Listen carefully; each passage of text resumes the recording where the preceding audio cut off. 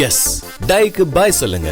VIP hair colour ஷாம்பூக்கு மாறுங்க. இந்திய அணியின் முன்னாள் கேப்டனும் சிஎஸ்கேவின் தல தோனிக்கு விவசாயத்தின் மேல் ஆர்வம் உள்ளது. இயற்கை விவசாயத்துக்கு முக்கியத்துவம் கொடுத்து வரும் அவர் ஈஜா ஃபார்ம்ஸ் என்ற பெயர் கொண்ட பண்ணையில் விவசாயம் செய்து வருகிறார். அது மட்டுமின்றி அந்த பொருட்களை ஏற்றுமதியும் செய்து வருகிறார் நம்ம தல தோனி. அவ்வப்போது அவர் செய்யும் வேலைகள் டிராக்டர் ஓட்டுவது போல் வீடியோக்கள் வைரலாகும்.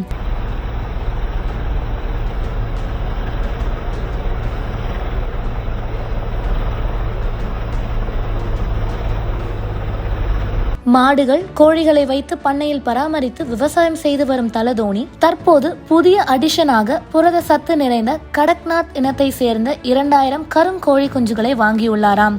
மத்திய பிரதேசம் ஜபுவா மாவட்டத்தை சேர்ந்த கருப்பு கடக்நாத் கோழி இறைச்சி சத்தீஸ்கர் மாநிலத்துடனான சட்ட போராட்டத்திற்கு பிறகு 2018 புவிசார் குறியீட்டை பெற்றது. இதன் காரணமாக இந்த வகை கோழியின் வணிக மதிப்பு அடிக்கடி உயர்கிறது என்று தகவல்கள் தெரிவிக்கின்றன. இந்த கடக்நாத் கோழியின் முட்டை மற்றும் இறைச்சி மற்ற கோழி இனங்களை விட அதிக விலைக்கு விற்கப்படுகிறது. ஒரு நாள் வயதுடைய கடக்நாத் குஞ்சுகள் கிட்டத்தட்ட ரூபாய் 75க்கு விற்கப்படுவதாகவும், அதே சமயம் 15 நாள் மற்றும் 28 நாள் வயதுடைய குஞ்சுகள் 90 ரூபாய் முதல் 120 ரூபாய் வரை விற்கப்படுகிறது. மத்திய பிரதேசம் ஜபுவா மாவட்டத்தில் உள்ள ருண்டிபாடா கிராமத்தில் கடக்நாத் கோழி பண்ணை கூட்டுறவு அமைப்பை நடத்தி வருபவர் வினோத் மேத்தா. இந்நிலையில் பிடிஐயிடம் பேட்டி கொடுத்த மேத்தா, கிரிக்கெட் வீரர் தோனியின் பண்ணை வீட்டில் புதிதாக கோழி குஞ்சுகளை வளர்க்கும் வசதி உருவாக்கப்பட்டுள்ளது.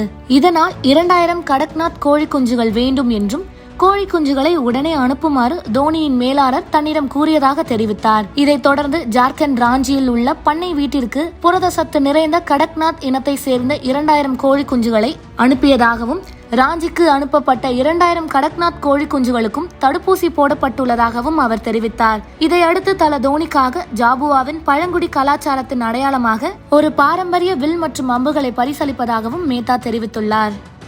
எஸ் டைக்கு பாய் சொல்லுங்க. விஐபி ஹேர் கலர் ஷாம்பூக்கு மாறுங்க.